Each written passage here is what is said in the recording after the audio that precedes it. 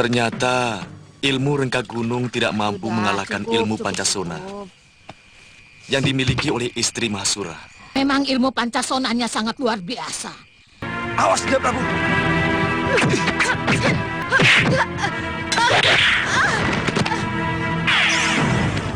Siapa kamu? Aku Kalamurka, patih dari Simbar Manyura. Aku menuntut balas atas Gusti Prabu Kalawardhati.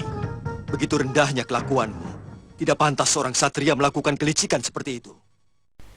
Sebagaimana yang telah diceritakan di episode sebelumnya, bahwa Prabu Angling Dharma mendapat serangan gelap dari Patih Kalamurka dari kerajaan Simbar Mayura yang menyamar sebagai wanita setengah baya untuk bisa masuk ke dalam istana Malwapati.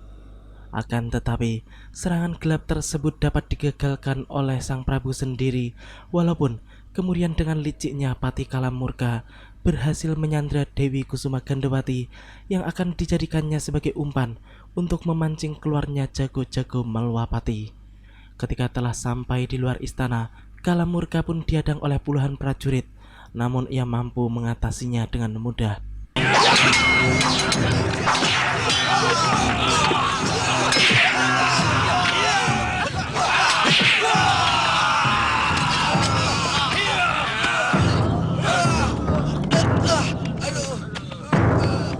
Hati-hati Gandawati. Saya khawatir kalau ini pancingan. Lebih baik kita kejar sama-sama. Semua, jangan ada yang keluar sampai orang yang mengejarku tiba di sini. Ayo sembunyi! Prabu Angling Dharma yang telah berpengalaman pun benar-benar cerdik. Ia pun sudah mengetahui kalau semua itu hanyalah pancingan. Namun walaupun demikian, sang Prabu dan Batik Matrim bukanlah tokoh biasa yang bisa dikalahkan dengan mudah, walaupun mereka berdua masuk ke sarang macan sekalipun. Ketika para prajurit Simbar Mayura telah bersembunyi, Angling Dharma dan Batik Matrim pun sampai di arena jebakan mereka. Kedua jago Malwapati itu pun langsung berdebat dengan Kalamurka yang masih mendekap Dewi Kusuma Gandawati. Angling Dharma pun menjelaskan kalau Prabu Kalawardhati tewas akibat kesalahannya sendiri yang dengan berani menyerang Malwapati tanpa sebab. Namun dasar patih sesat, Kalamurka pun kemudian mencari alasan lain untuk membela diri. Kami ingin membebaskan Simbar Manyura dari bayang-bayang kekuasaan negerimu. Selama ini kami tidak pernah menganggap negeri Simbar Manyura sebagai negeri jajahan. Dan Rajamu Pancatnyana juga tidak pernah kami haruskan membayar upeti kepada Malwapati. Yang penting sebagai negeri bertetangga, harus bisa saling menghormati.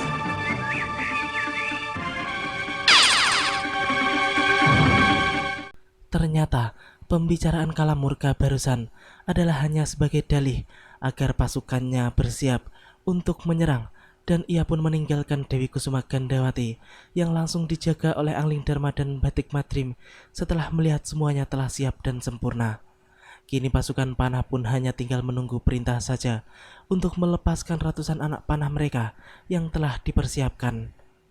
Mereka pun yakin jika kali ini Prabu Angling Dharma dan patihnya tidak akan bisa lolos dari maut, karena tidak ada celah sedikit pun untuk melarikan diri, hingga kemudian secara serentak mereka pun melepaskan anak-anak panahnya.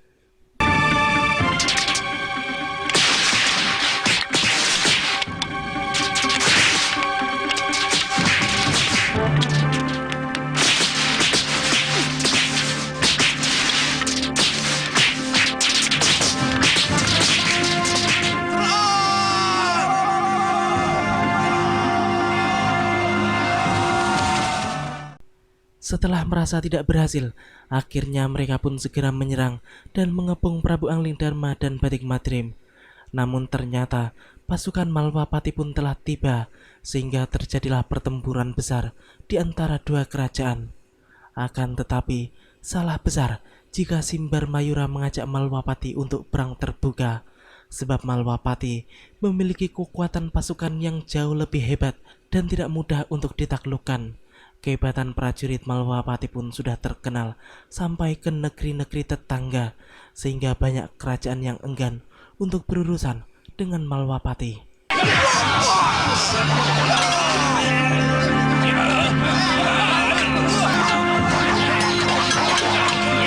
Jangan dirang! Buat sekali kalau kita bertarung bersama kroco-kroco itu. Biarkan mereka habis dulu. Benar, Wira. Bangsa sudah gatal ingin menghabisi mereka, Guru. Inilah kesempatan kita yang paling bagus. Diam, sudah di sini.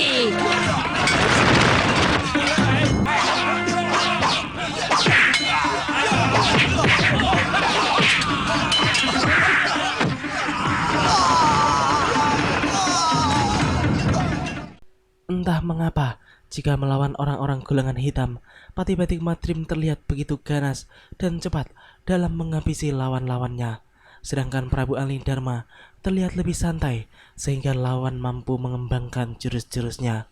Dan kini, Kala Murka yang dihadapinya pun mulai menggunakan ilmu andalannya, yaitu ajian malih rupa, yang mampu merubah dirinya menjadi apapun, termasuk menjadi batu yang mampu menghantam tubuh Prabu Angling Dharma dari belakang. Sang Prabu pun terjatuh akibat serangan tersebut. Melihat semua itu, Kala Murka sangat senang karena ia sudah merasa menang, dan kemudian ia pun berniat menghabisi Angling Dharma yang menurutnya sudah tidak berdaya. Akan tetapi, ternyata dugaannya pun sangat salah besar. Ia belum mengetahui kesaktian Raja Malwapati tersebut yang telah terkenal seantero jagat persilatan, sehingga kini keadaannya pun berbalik. Kala Murka pun harus menerima serangan-serangan ganas dari Prabu Angling Dharma melalui ilmu Hanitut sana sini yang pernah digunakan oleh sang Prabu untuk mengalahkan ajian rengkah Gunung Sudawirat.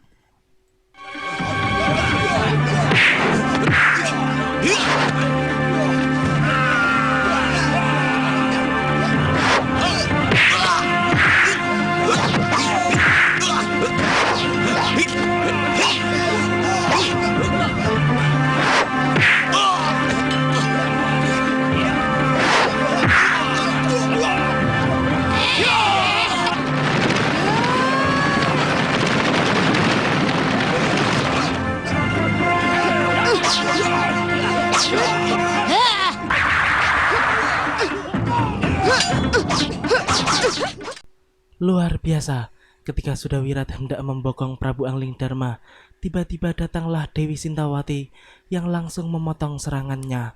Memang kali ini adalah momen yang sangat tepat bagi Nyai Sintawati untuk membalaskan dendamnya karena Sudawirat dan Durgandini telah bersatu dan dirinya tidak perlu capek-capek mencari keberadaan mereka berdua.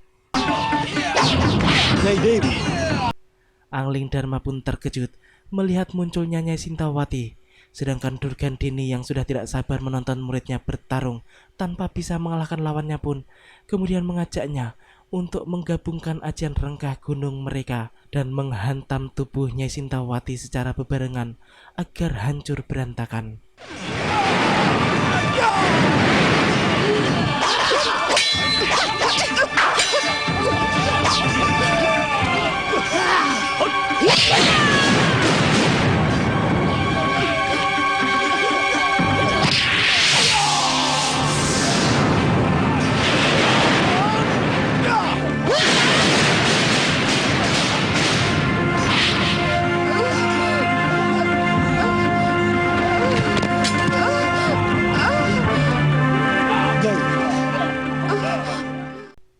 Ya, 4 ajian rengkah gunung sekaligus menghantam tubuh Nyai Sintawati karena Durgandini dan Sudawirat mengulangi untuk menggandakan ajian keji mereka itu dengan tujuan agar tubuh Nyai Sintawati bisa hancur berantakan. Namun kenyataannya, tubuh istri Empu Masyura itu masih utuh dengan luka-luka yang tidak begitu berarti, walaupun tubuhnya kemudian meregang nyawa. Sang Prabu pun begitu terkejut dengan apa yang terjadi pada istri mendiang gurunya itu. Namun yang terjadi kemudian sungguh membelalakkan semua mata, sebab setelah angin bertiup, tubuhnya Sintawati pun bangkit kembali dengan tanpa kekurangan satu apapun.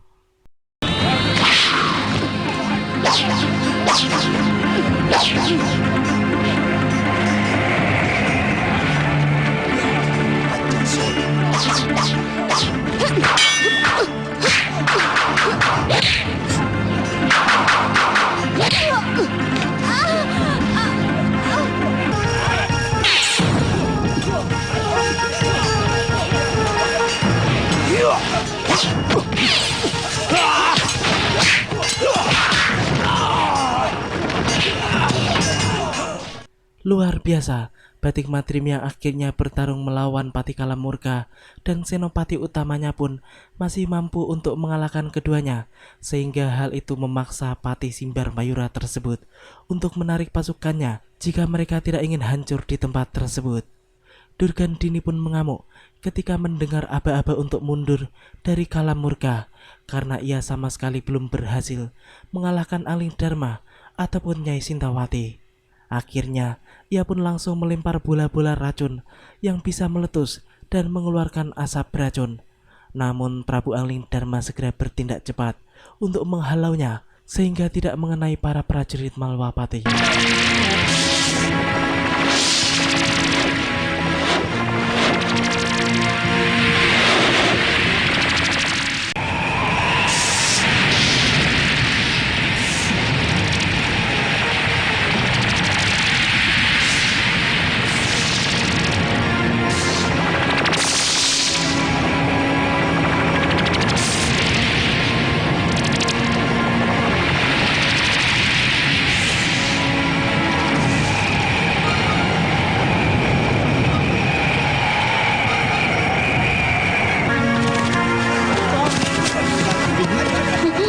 Kau tidak apa-apa, Bibi? Bibi. Tampaknya Lokahita terluka cukup parah akibat pukulan-pukulan Nyai Sintawati, sedangkan para prajurit Simbar Mayura tampak banyak sekali yang terluka dan jumlah mereka pun sudah berkurang cukup banyak. Sedangkan Prabu Angling Dharma yang sangat penasaran dengan ilmu Pancasona miliknya Sintawati pun kemudian segera mempertanyakannya, sebab ia merasa tidak mungkin jika ilmu itu kembali dimiliki oleh manusia yang tinggal di bumi saat ini. Nyai Sintawati pun kemudian menceritakan perihal Resi Subali yang memberikan atau menurunkan ilmu itu kepadanya. Saya tidak menyangka kalau ilmu itu benar-benar ada. Saya pikir hanya dongeng. Oh, Suliwa. Saya ingat dia. Sejak pulang dari Bojonegara, saya belum menjenguk dia, Nyai Dewi. Luka-lukanya sudah sembuh sama sekali, Gusti. Dia sudah mulai melatih jurus-jurusnya dan mencoba tenaga dalamnya. Anak itu memang sangat luar biasa. Dia terkena ilmu rengkah gunung, tapi masih bertahan hidup. Sementara saya hampir saja tewas. Angling Dharma selanjutnya mengatakan kepada Pati Batik Madrim bahwa ia yakin jika dalam waktu dekat komplotan Durgandini dan Simbar Mayura tidak akan berani kembali menyerang Malwapati karena pasukan mereka sudah berkurang dalam jumlah yang cukup besar. Dewi Kusuma Gandawati pun menambahkan bahwa dirinya baru kali ini melihat dan merasakan langsung perang antar kerajaan yang begitu hebat, sehingga ia mengkhawatirkan keadaan Batik Madrim sebagai calon suaminya. Sementara itu, rombongan Durgandini yang telah sampai di wilayah kerajaan Simbar Mayura pun menjadi tegang karena Lokahita masih tidak sadarkan diri dan darah pun masih mengalir deras, sehingga membuat Sudawirat terlihat begitu panik. Akan tetapi Durgandini kemudian dapat cepat mengatasinya karena ia telah menguasai ilmu pengobatan dan racun dari kitab-kitab milik Kiparun Wajah yang telah dicurinya. Nyai, Apa? saya baru percaya omongan Nyai bahwa Angling Dharma dan Patih Batik Madrim itu benar-benar sakti mandraguna. Terus terang, sampean itu terlalu terlalu jumawa.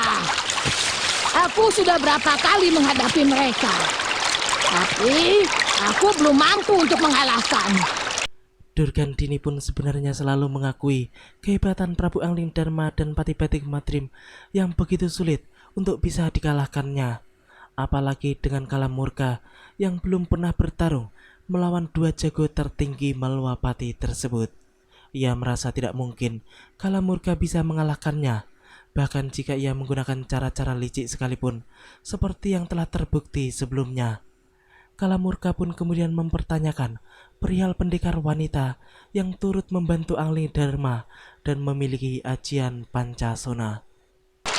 Nyai juga kenal dengan pendekar wanita yang menolong Angling Dharma. Hah? Dia itu adalah istri Mahapuru dari Segalu.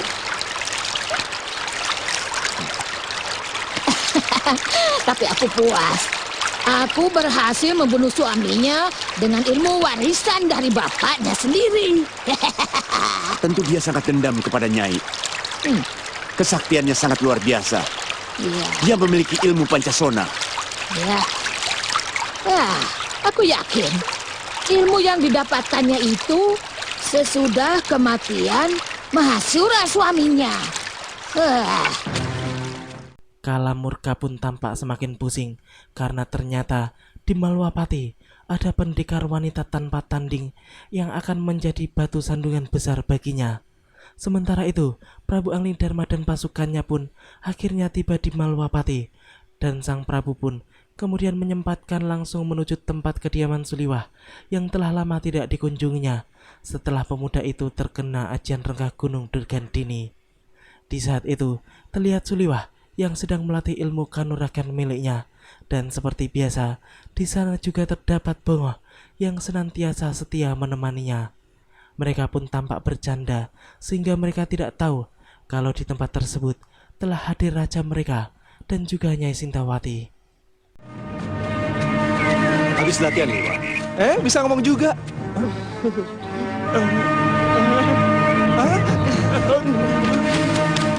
Maaf, Gusti Prabu. Nyai Dewi, hamba tidak mendengar langkah Gusti. Tapi tadi, Bongo melihat kedatanganku. Betul kan, Ngo?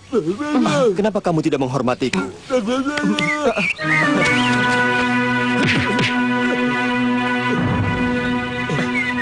Gusti, ayam taruh, Mo. Maaf, Gusti. Maaf, Gusti Prabu. Maaf, Nyai Dewi. Kamu kelihatannya sudah pulih kembali, Seliwa. Iya, mudah-mudahan 2 atau 3 hari lagi semua gerakan dan seluruh tubuh saya sudah pulih kembali, Gusti Prabu. Bagus.